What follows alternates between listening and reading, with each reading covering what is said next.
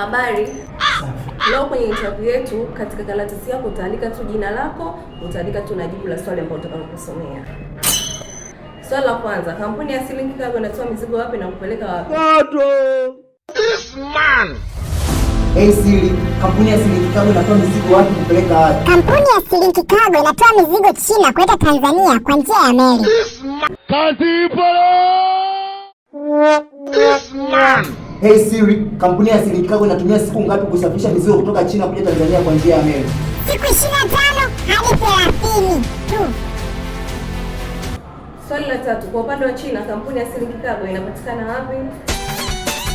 Upande wa China inapatikana katika miji mikuu miwili ambayo ipo karibu na bandari. Miji hiyo ambayo ni Guangzhou na Yeo. Swali la 4, Tanzania ofisi za Silink Cargo zinapatikana wapi? This man. Tanzania Silink Cargo wanapatikana Dar es Salaam, Kariakoo, Mtwara na Rung'ombe na Sikukuu. Harakisheni. Swali letu la 5 na la mwisho, ni faida gani mteja anapata akisafirisha na Silink Cargo? This man. Hey Siri, ni faida gani mteja au mfanyabiashara anazipata pindi anaposafirisha mizigo na Silink Cargo? Faida kubwa na ya kipekee ni usafiri wa haraka na gharama nafuu kwa mteja. Haya ndo maswali yetu.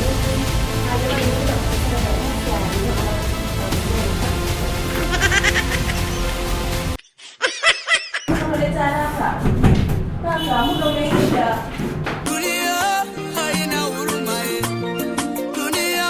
Yeye alikuwa anaingia kwenye simu. Alikuwa anatumia roboti wanatumia simu mara moja. Na jengo hili. Na jengo kama Hey guys. Mbona mnamjima kelele? Tupo sokoni hapa. Hapana. Kwa nini mnamjima kelele? Anachukua. Sasa sikilizeni, nimekuja na matokeo yenu. Alopita ni mtu mmoja. Wilnas ndo nani? Jamani! Keleleni! Will, twende kwa bosi nifuate.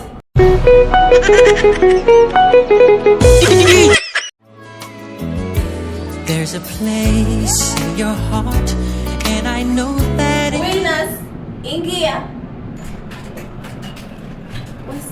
Wewe ndio yule alopita katika interview yetu ya leo.